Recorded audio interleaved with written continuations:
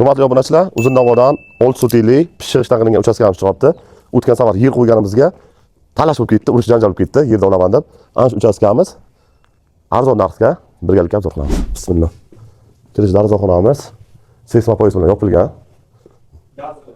Gaz ham vashillab kelgan o'zi ham. Moshinaga gazi. Zilyon zonamiz. Xo'p. Bu tarafga oshxona.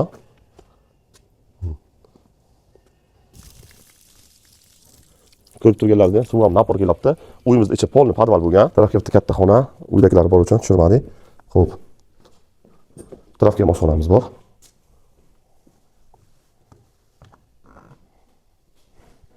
Katta zalimiz. Zalimizda ham akkuratni remontlar qilib qo'yilgan ekanlar. Issiqqina bo'lib turibdi uyning ichi. Televizorlarni ham o'zi moslashtirib, chiroyli qilib qo'yilgan. Xo'p. Yana bitta katta xonamiz.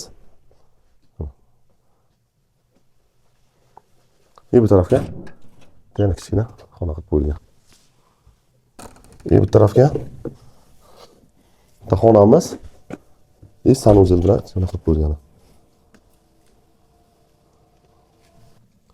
Kun uzoq yurib odam charchab qoldi, o'tirib oldim endi. Bu esa hovlimiz Olsutega joylashgan 7 xonadan iborat. Pishirishdan qilingan. Narxi kelayotgan bo'lsa 8 million start so'ralabdi.